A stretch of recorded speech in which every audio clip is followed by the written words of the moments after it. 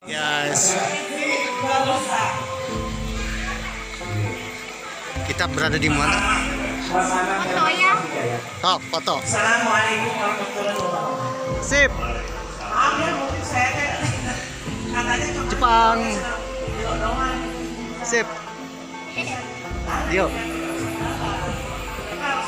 Hei. Pinus. Wah, tikus. Iya. Tapi bos suaranya tetap manis. Kita lagi di Nagoya, guys. Nagoya. Dek, kolam renang, Dek. Mau ngojai, Dek.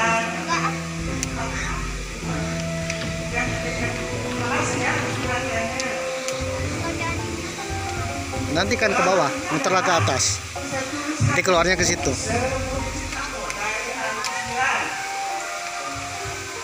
Tetap.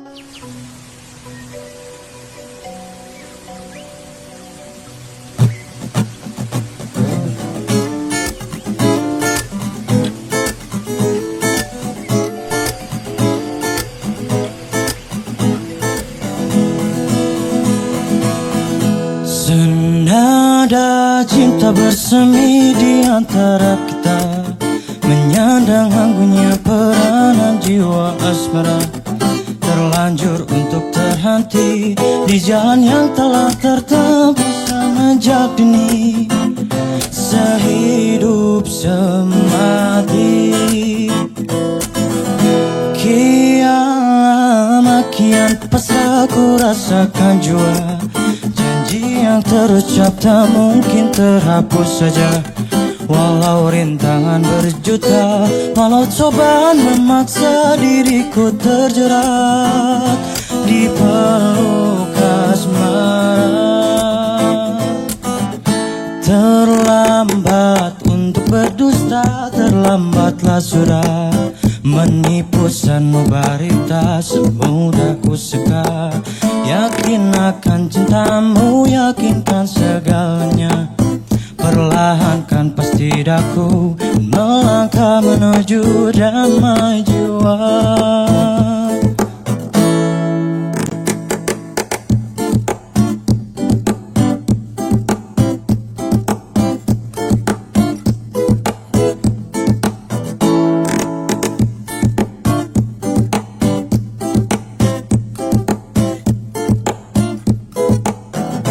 Bersama dirimu terbebas dari nestapa, dalam wangi bunga cita-cita dan bahagia.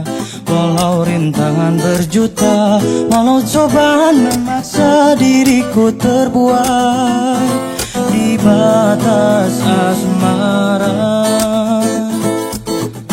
Terlambat untuk berdusta, terlambatlah sudah. Menipu sanubaritas mudah ku sangka.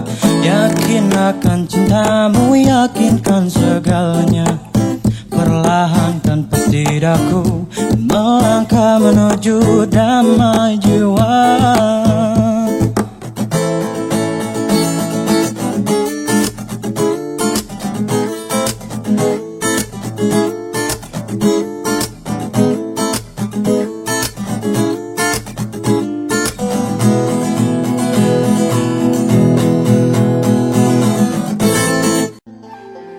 Ke atas dulu.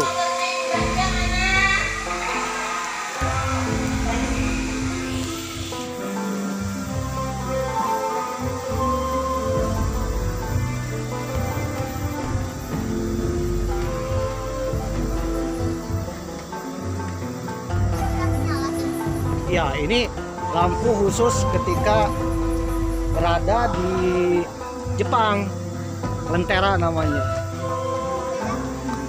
Tapi kalau ya di lentera, kalau malam itu nyala. Nah, ciri khas di Jepang itu banyak bambu, guys. Iya, ternyata pohon bambu ini bisa menahan erosi, menahan pergerakan tanah, dan tetap sejuk. Oke guys, kita ke atas ke Benteng Takeshi. Benteng Takeshi.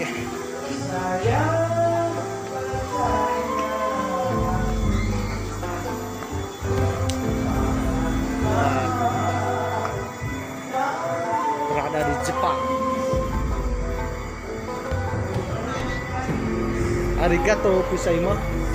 Ke atas, Rey. Wah, foto di situ, Rey. Tik. Berat. Sip. Sip. Inilah Sungai Citanduy.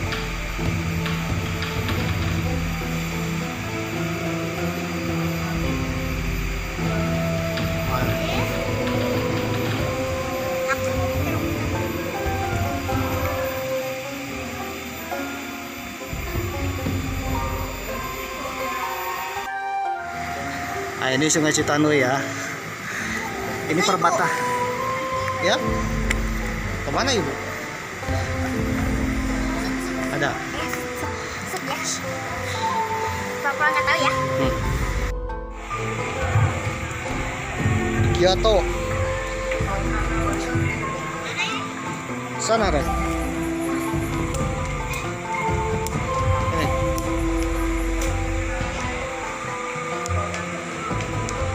Itu ke ujung sana tuh ada apa?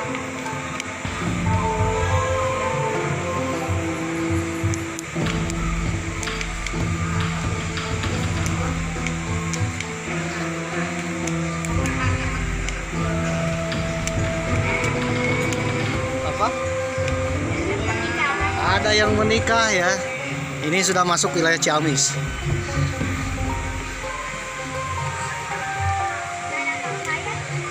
Ayo ke ujung sana tuh, ke ujung sana tuh. Dipoto di sini.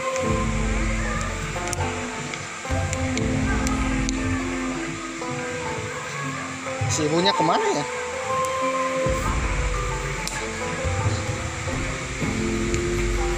Sini, Rey. Foto, Rey. Duduk sana, Rey. Rey.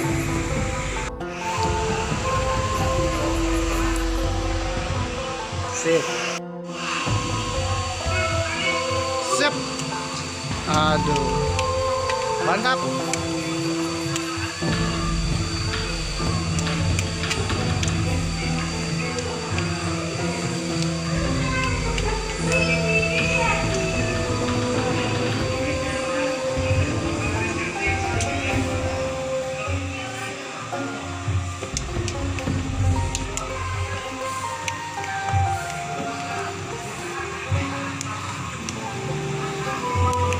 Sini, Ray. Goes mania, Mamang lagi berada di negeri Wakanda. Negerinya Naruto. Wakanda. Konoha ya. Inilah negeri Konoha. Konoha, Jepang. Tepatnya di Kecamatan Nagoya, Kabupaten Hiroshima. Provinsi Kyoto. Nah, Mamang lagi di Kyoto ya. Kyoto bekas ibu kota Jepang. Ini pil-pilnya seperti ini, guys. Ini pil suci sekali. Mamang berada di Kyoto. Arigato gozaimashita. Nih.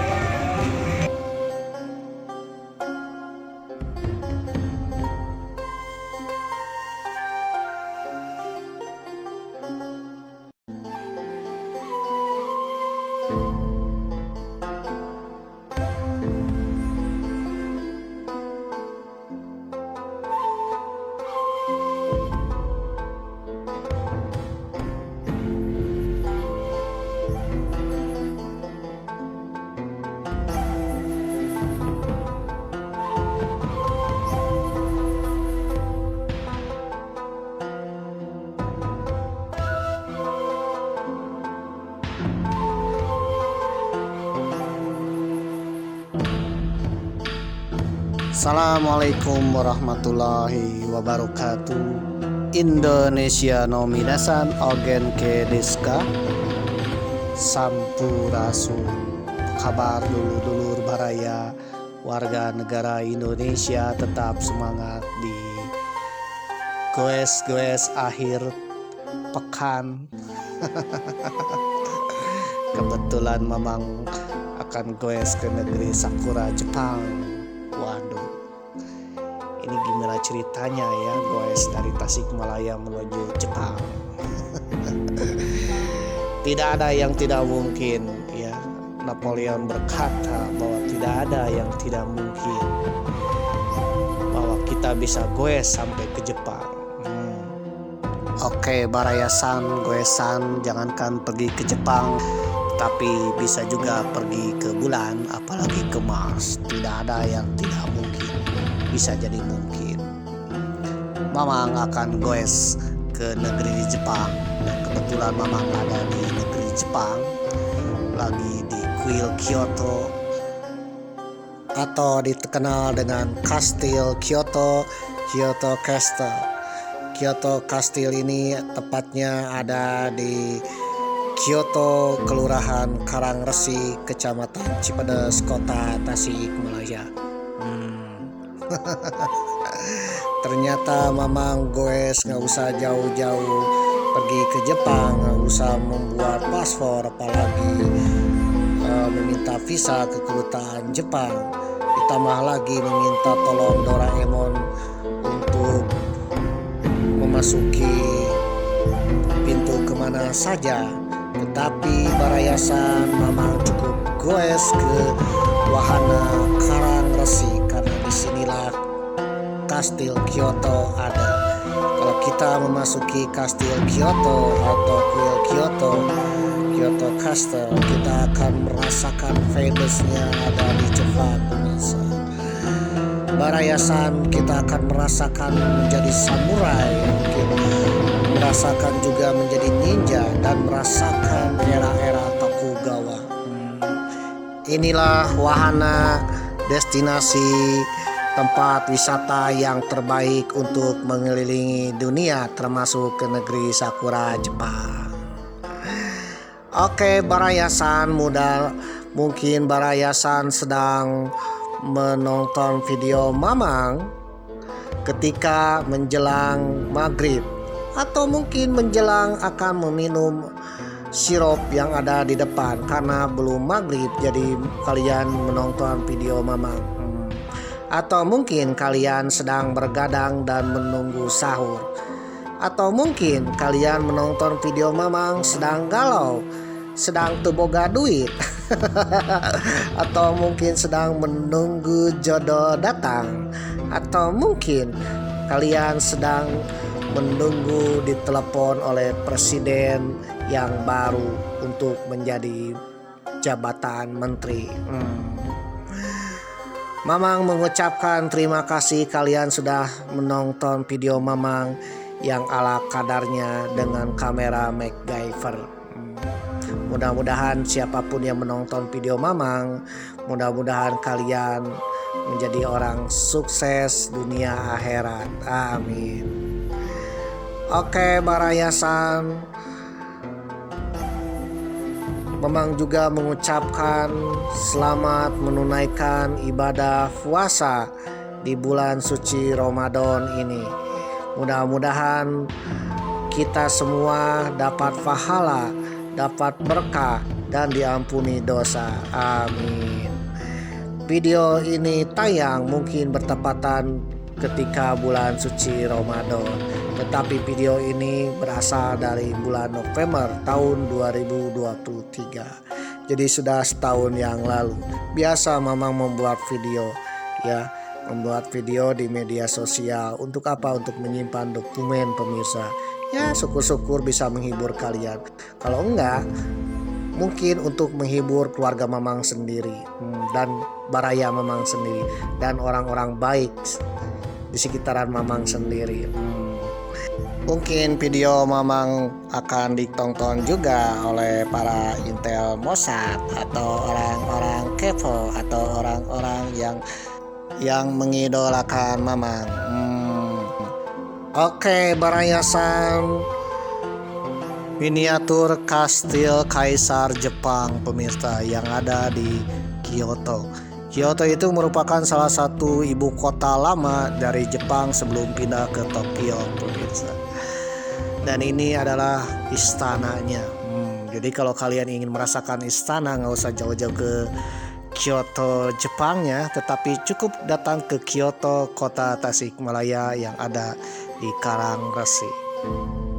Kalau kita berada di sini Barayasan, kita akan merasakan seperti samurai dan ninja. Kita akan merasakan seperti zaman Tokugawa atau zaman Edo. Oke Barayasan, mungkin tentang Jepang kita semua sudah mengetahui atau merasakan budaya Jepang, atau mungkin kita sudah mempunyai idola budaya Jepang. Kita sudah tahu budaya-budaya Jepang melalui apa? Melalui media sosial. Saya salut kepada budaya Jepang. Budaya Jepang itu meskipun kuno, tradisional, tetapi nilai-nilai tradisional ini tetap dipertahankan ketika Jepang sudah menjadi negara modern, pemirsa. Jadi meskipun sudah modern, tidak meninggalkan budaya tradisi Jepang, budaya-budaya Jepang.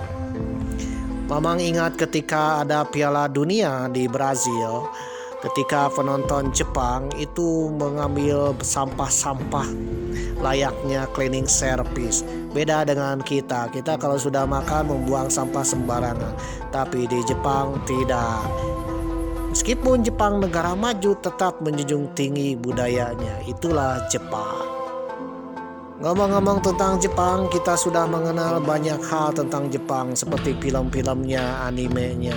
Siapa yang di sini suka menonton film Jepang tuh? Aduh. Mamang sejak kecil sudah mengenal yang namanya budaya Jepang lewat film-filmnya, lewat komik. Kalau zaman Mamang yang terkenal adalah komik-komik. Di antaranya ada Doraemon, ada Crayon Shinchan, ada Naruto, ada Ninja Hattori, ada juga One Piece, ada juga film-filmnya, ada film Ultraman, ya, Ultraman Taro, Ultraman Zero, Ultra Seven. Bahkan zaman Mamang yang terkenal adalah Kesatria Baja Hitam, Kotaro Minami. Itu adalah film-film budaya Jepang. Apalagi komik-komik Jepangnya ada seperti Sailor Moon. Apalagi ya, termasuk juga drama-drama filmnya. Termasuk juga bagi kalian mungkin suka menonton ZAV, maaf. Mungkin di antara kalian sudah mengenal Kakek Sugiono. Waduh, itulah budaya-budaya Jepang, pemirsa.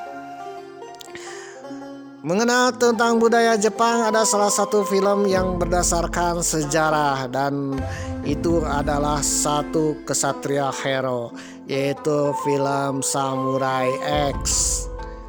Bukan Samurai 10 ya, tapi Samurai X, dengan yang terkenalnya Batosai si pembunuh. Waduh, Batosai si pembantai.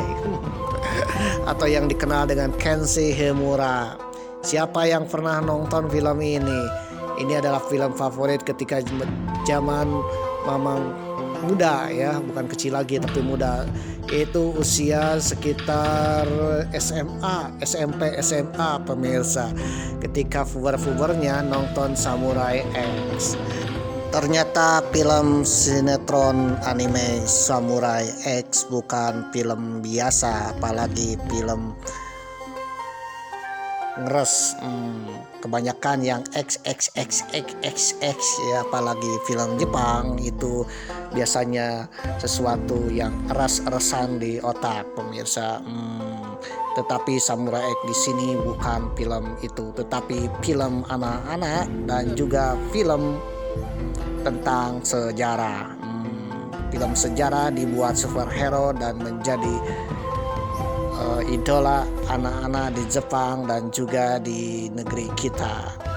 Mungkin kedepannya mudah-mudahan pahlawan kita dibuat animasi supaya dicintai oleh anak-anak negeri kita. Apa yang Samurai X ini adalah film yang berdasarkan kisah nyata. Waduh, yang diangkat menjadi komik, diangkat menjadi anime manga, dan diangkat menjadi animasi film kartun. Plus juga baru-baru ini tahun 2021 diangkat juga film The Movie-nya. Barayasan mungkin di antara kalian yang seusia Mamang sekitar sekarang mungkin 30, 35 ya, pasti sudah mengenal yang namanya Samurai X. Dulu ditayangkan di SCTV ya, setiap hari Selasa sore ada program namanya Animax ya, Animax, di mana filmnya film-film kartun. Di antaranya ada Samurai X. Dilansir dari Wikipedia, Samurai X yaitu Rurouni Kenshin Meiji Swordman Romantic Story. Rurouni Kenshin Meiji Kenkaku Romantan adalah seri manga karya Nobuhiro Watsuki yang berlatar belakang awal dari era Meiji di Jepang. Manga ini terbit di majalah mingguan Shonen Jump dan telah dibukukan menjadi 28 seri buku. Di Indonesia, manga ini diterbitkan oleh Elex Media Komputindo pada tahun 2002 dengan judul Samurai X. Nama Samurai X pertama kali digunakan oleh ADV Film dengan merilis anime Rurouni Kenshin di Amerika. Nama ini diambil dari tanda codet berbentuk X di wajah Kenshin. Barayasan Samurai X juga mendapat adaptasi live actionnya dengan judul Rurouni Kenshin Kyoto Inferno, Rurouni Kenshin The Legend End, and Rurouni Kenshin The Final. Film Samurai X atau nama aslinya Rurouni Kenshin Perjalanan Kenshin si Jago Pedang versi animasi ditayangkan pertama kali di SCTV yang bekerjasama dengan Animax. Anime ini ditayangkan pada hari Senin sampai Jumat pukul 15.00 sampai 15.30 waktu Indonesia Barat. Setelah acara sinema Senin siang, kuis kata demi kata, dan sinetron Bukan Basa-Basi mulai tayang pada Senin 6 Maret 2000 sampai Kamis 13 Juli 2000. Distribusikan oleh perusahaan film Columbia Pictures atau Sony Pictures Television dan NHK Jepang. Beberapa tahun kemudian ANTV, RCTI, Trans TV, TV7 atau TV7 menayang ulang kembali serial ini hingga akhir 2005. Kemudian Global TV hingga pertengahan tahun 2008. SCTV menayangkan anime ini setiap Senin sampai dengan Jumat pukul 15 sampai 16 waktu Indonesia Barat. Mulai 6 Maret 2000 hingga berakhir Juni 2001 yang ditutup dengan penayangan kartun Jackie Chan Adventure dan Sakura Wars sebelum akhirnya tidak menayangkan kembali program khusus kartun tersebut. SCTV menayangkan anime ini hingga tamat dari musim pertama hingga ketiga. Musim pertama kembalinya Sang Pengembara, musim kedua suksesor Batosai julukan Rurouni Kenshin, dan diakhiri musim ketiga ketentuan akhir. Soundtrack film juga ditampilkan secara utuh. Berbeda dengan kanal TV Indonesia lainnya, hanya menayangkan musim pertama sampai kedua saja dan tidak berurutan alur episodenya, dan soundtracknya juga hanya ditampilkan sepotong saja. Dan SCTV ini adalah menayangkan film Batosai atau Rurouni Kenshin atau Samurai X, dan ini adalah film mamang favorit ketika zaman SMP.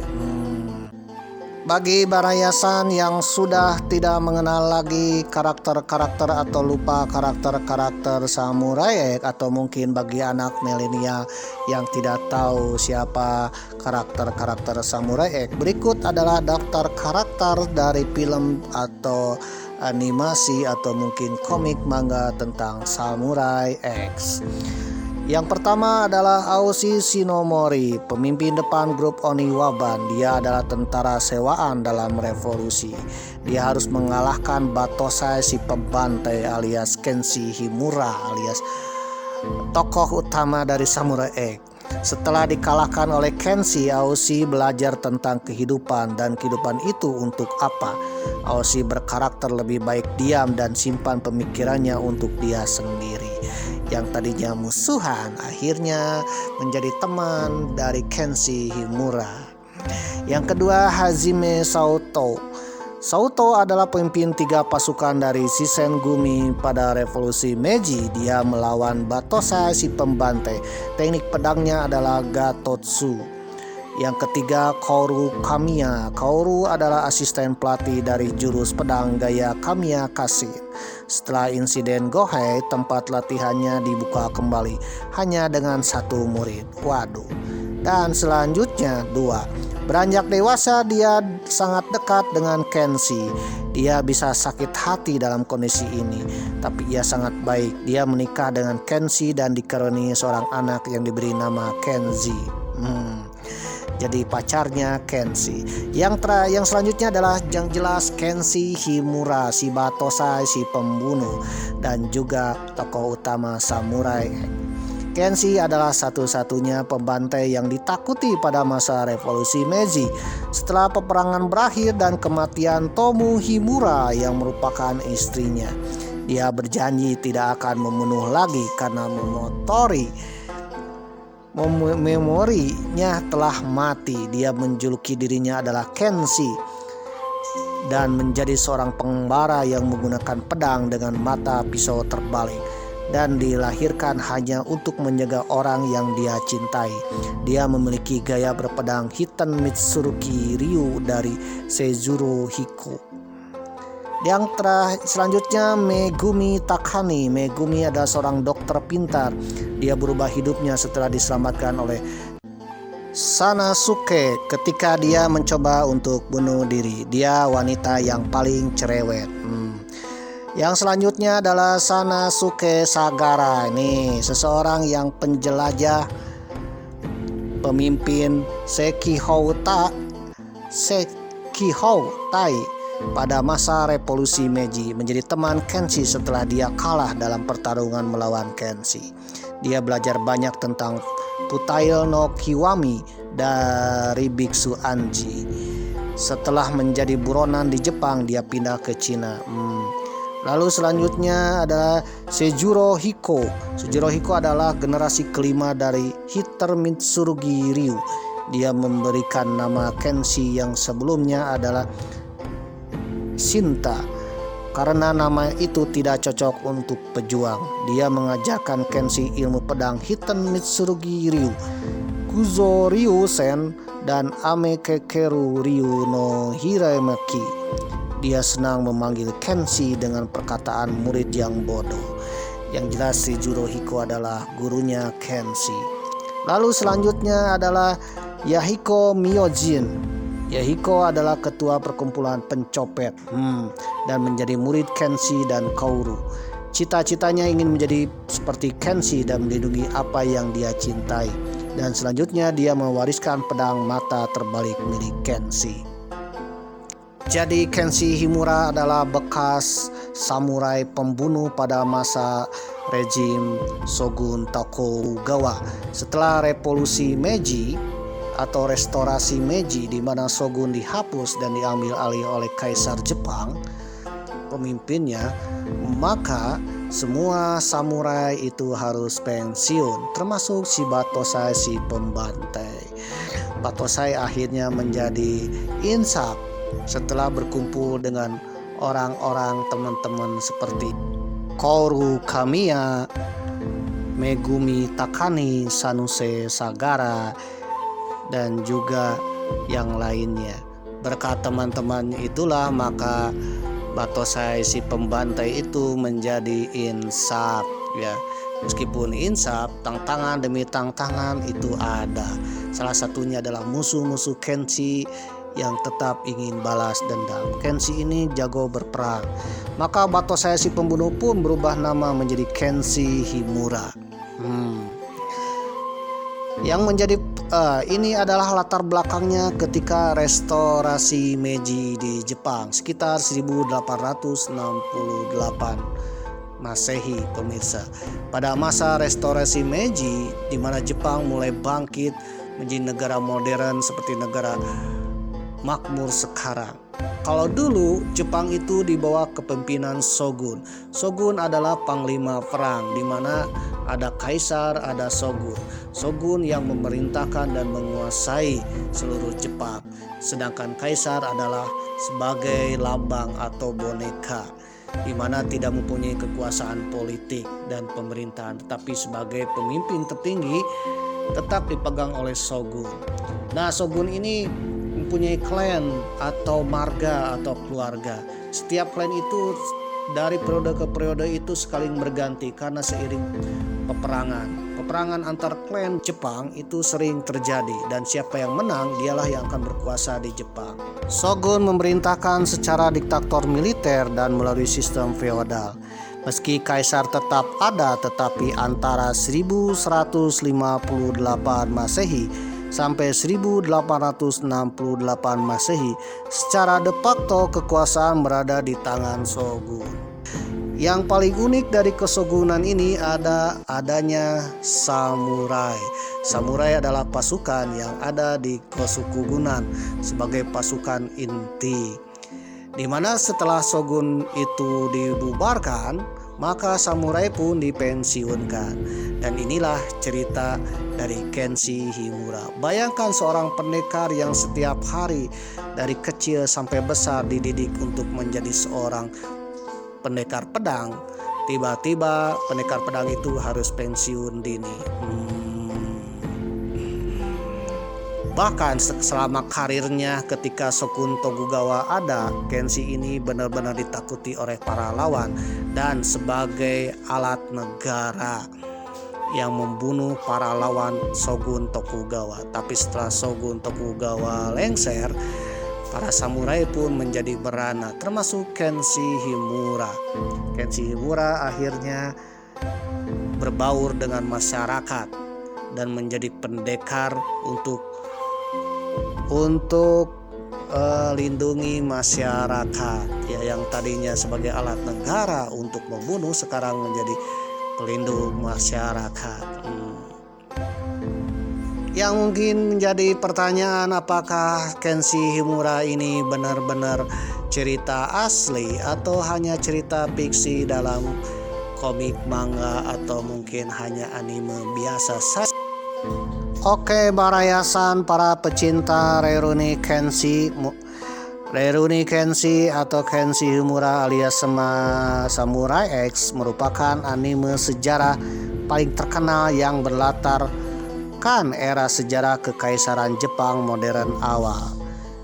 Jadi ternyata komik manga Rurouni Kenshi ini berasal dari kisah nyata. Rurouni Kenshi bercerita tentang seorang pensiunan samurai pembunuh bayaran di era Meiji yang bersumpah tidak akan pernah membunuh lagi. Anime ini didasarkan pada pembunuhan bayaran di kehidupan nyata. Tulis Emily Gilbert di laman Lover dari National Geographic Indonesia dengan judul artikel Samurai Kekaisaran Jepang yang jadi inspirasi karakter Rurouni Kenshi. Seorang samurai bernama Kawakami Gensai. Jadi Rurouni Kenshi ini berdasarkan kisah nyatanya samurai Kawakami Gensai. Hidup pada masa yang kacau seperti Kenshi. Gensai adalah pria terhormat dan cinta damai meskipun keahliannya menggunakan pedang sudah melegenda. Namun tidak seperti karakter anime, kehidupan Gensai sang samurai alias Shiba Tosai justru menemui akhir yang lebih tragis. Siapakah Kawakami Gensai? Kawakami Gensai lahir di Kumamoto pada tahun 1834 dari pasangan Komori Sadasuke, seorang punggawa daimyo domain Kumamoto. Karena kakak laki-laki Gensai Hazemon dipilih sebagai ahli waris keluarga, pada usia 11 tahun ia diadopsi oleh Kawakami Genbei. Genbei adalah pengikut Kumamoto lainnya. Gensai kemudian memasuki sekolah domain Jisukan. Di sekolah itu, calon pembunuh bayaran kekaisaran Kesogunan Jepang itu mengikuti program studi akademik dan bela diri. Namun bertolak belakang dengan karirnya di masa depan, Gensai muda justru tidak menonjol dalam seni bela diri. Konon ia pernah berkomentar, ilmu pedang dengan sinai bambu tidak lebih dari permainan. Di usianya yang ke-16 tahun, Gensai ditarik untuk bertugas di kota Kastel Kumamoto atau Kyoto seperti ini pemirsa, sebagai pembantu rumah tangga yang bertugas membersihkan. Meski hal itu posisinya rendah, Gensai mengabdikan dirinya dengan sepenuh hati untuk pekerjaan barunya itu. Gensai juga menggunakan waktu luangnya untuk terus belajar. Ia mengasah keterampilan bela diri dan sastranya, serta belajar sado atau upacara minum teh dan ikebana merangkai bunga. Samurai juga merangkai bunga ya, itu tradisi. Pada saat itulah dia bertemu dengan dua orang yang nantinya akan menjadi penting dalam kegiatan Isshin Shishi. Mereka adalah Todoroki Buhei dan Miyabe Tezo. Berkat diskusinya dengan mereka, dia sangat tertarik dengan konsep Kinno atau kesetiaan kepada kekaisaran Jepang. Pada tahun 1851, Gensai bergabung dengan penguasa Kumamoto Hosokawa. Dia bergabung dengan penguasa tersebut dan pergi ke Edo untuk rotasi Sankin Kotai tuannya. Sankin Kotai adalah kebijakan kesogunan Tokugawa selama sebagian besar periode Edo dalam sejarah kekaisaran Jepang. Tujuannya adalah untuk memperkuat kontrol pusat atas daimyo, atau daimyo ini mungkin gubernur daerah atau penguasa feodal utama. Praktiknya adalah tuan tanah feodal, dan daimyo hidup bergantian selama 1 tahun di domain mereka dan di Edo, ibu kota. Selama pengabdiannya kepada penguasa di Edo, itulah Commodore Perry tiba di Kekaisaran Jepang pada tahun 1853. Saat itu Kesogunan Tokugawa mengadakan perjanjian yang tidak seimbang dengan Barat. Tindakan ini membuat marah banyak orang, termasuk Gensai.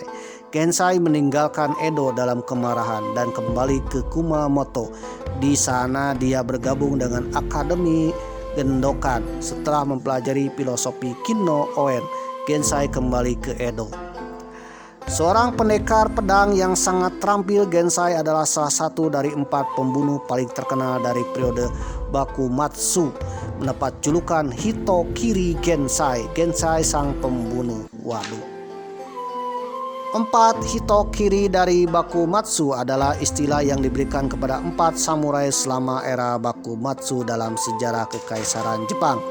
Keempat pria tersebut adalah Kawakami Gensai Kirino, Toshiaki, Tanaka Shinbei, dan Okada Izo. Mereka menentang Kesogunan Tokugawa dan kemudian mendukung Kaisar Meiji. Keempat samurai ini dianggap prajurit elit. Kata Hitokiri secara harfiah berarti pembunuh dan pemotong manusia. Jadi seperti Kenshi, Gensai bekerja sebagai Hitokiri untuk Shishi selama Bakumatsu. Seperti karakter dalam anime, Gensai terkenal karena teknik pedangnya yang sangat cepat. Teknik ini memungkinkan dia untuk membunuh tokoh politik, pendukung shogun di siang bolong. Waduh, jadi kalau ada macam-macam kepada kaisar atau shogun nih, Patosa akan maju. Meskipun dia selamat dari konflik, Gensai akhirnya ditangkap dan dieksekusi pada periode Meiji.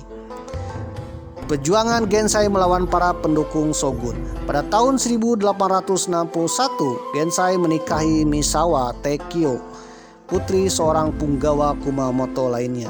Seorang seniman bela diri sendiri, Teko sangat ahli dalam penggunaan naginata. Pasangan itu akan memiliki seorang putra, Gentaro, yang selamat bahkan setelah Gensai dieksekusi berkat upaya Tekio. Gensai hidup pada akhir era Edo di Kekaisaran Jepang. Era ini adalah periode pergolakan di mana kebijakan kediktatoran shogun dan isolasi dari campur tangan asing akan segera berakhir. Pada tahun 1862 dia bergabung dengan pasukan Kumamoto yang ditugaskan untuk tugas keamanan di Kyoto. Setelah peristiwa politik Higo-Han, dia pergi dari sana dan pergi ke Chosu. Di tempat itu Gensai menjadi pengawal pribadi Sanjo Sanetomi. Pada titik inilah dia berhenti dari pekerjaan sebagai bozu dan segera setelah itu meninggalkan Kumamoto untuk selamanya. Saat ia bertugas sebagai tentara dan pengawal, prestasi Gensai yang paling terkenal adalah pembunuh Sakuma Sojan. Ia adalah seorang politikus yang berharap untuk membuka perdagangan kekaisaran Jepang dengan negeri asing. Gensai membunuh Sojan dalam satu pukulan di siang bolong. Sementara pembunuhan lainnya dikaitkan dengannya hanya pembunuh Sojan yang dapat dibuktikan. Setelah itu ia mengundurkan diri ke Chosu dan mengambil bagian dari aksi militer Kihetai, tentara sukarelawan. Di bawah pimpinan Takashigi Shinsaku, para samurai itu melawan ekspedisi Chosu ke Shogunan. Pada tahun 1867 dia kembali ke domainnya, namun karena kekuatan sebenarnya dari domain Kumamoto telah dipegang oleh Sabakuha, dia dipenjara.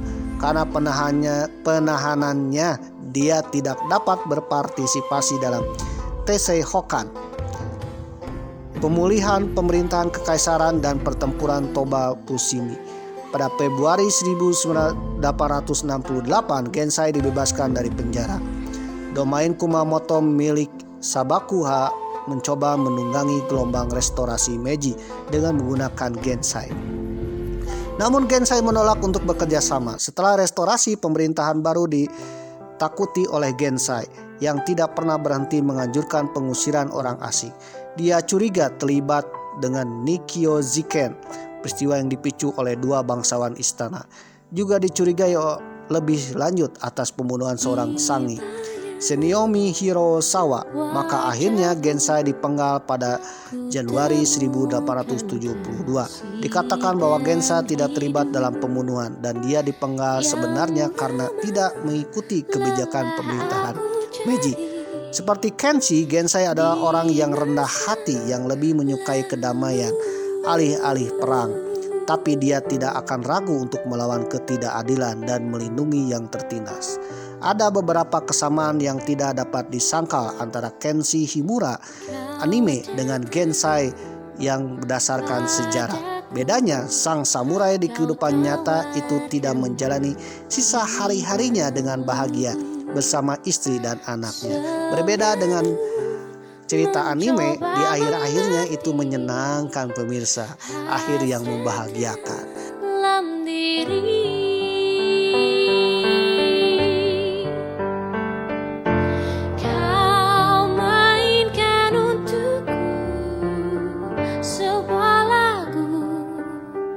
Tentang negeri